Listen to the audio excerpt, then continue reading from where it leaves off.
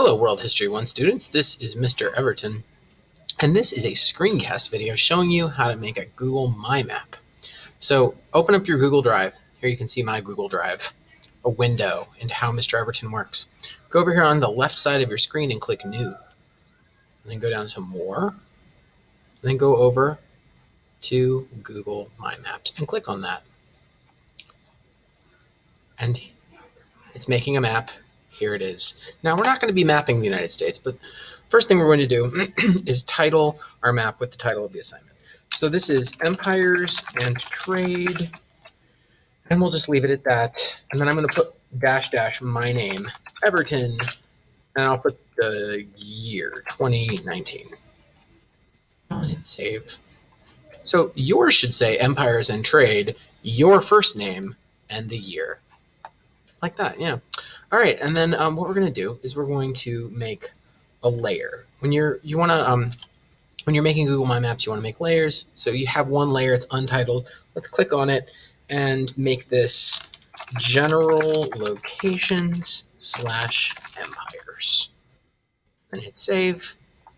And so you should have an instruction sheet that I gave you. And if you look at that, it tells you that the very first place you're supposed to identify is China. So I'm going to come over here to the part of the world where China is. Oh, look, there it is, helpfully labeled by Google as China. And so in order to identify China for this map, I'm not going to identify the modern country of China. I'm going to identify approximately what China was like around the year 1000 to the year 1500. And I'm going to draw a line. So come up here and click on this little series of circles with lines in between them, and it says draw a line. Click on that. And then you're going to click add a line or shape. And so then come over here and listen. So you should, to do this part, you should look at a map, either on Canvas or something that you find in a textbook to identify what you want the shape of China to be. I'm just going something approximate.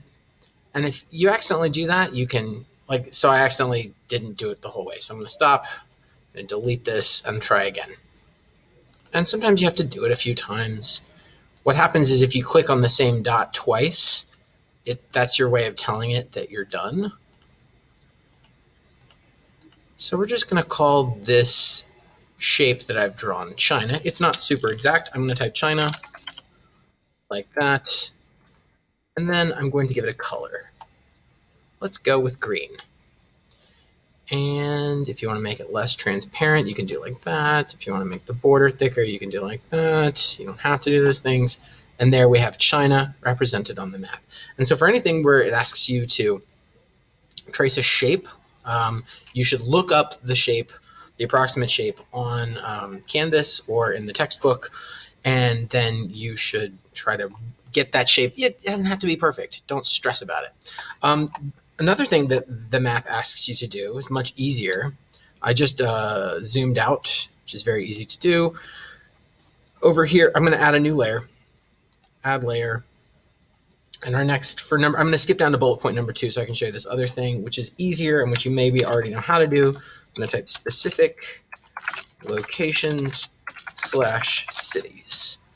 And hit save. And I'm going to come over here and zoom in. Istanbul used to be called Constantinople, and it is the first specific location that I ask you to identify. So I'm going to come over here to the add marker, and then I'm going to come over here and click on Istanbul. I'm going to type Constantinople. Did I spell that right? No. There we go. And then just hit save. And if you want to change the color, you can. You can make it green. You can, for some reason, make it a star. Yeah, or more icons. Ooh, fancy. There's all kinds of things that you can do. So there you go. Now I've got Constantinople on my map. So using those two features, you should be able to do most of these things.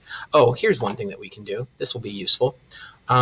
If you come all the way down, if you flip your paper over and look at the back, it asks you, number 5, asks you to draw and label arrows to represent trade routes. So I'm going to do a trade route for you so that you can understand. So I'm going to come back to my line tool, draw a line, add line, and I'm going to start, and you should do this with a map on Canvas or in the textbook. I'm just going to do some guesswork here. I'm going to draw a line representing the northernmost Silk Road trade route. And I'm gonna, when I want to be done, I just double click on the last one and then I click Silk Road. So I'm just gonna type Silk Road. And then you can click on the paint bucket.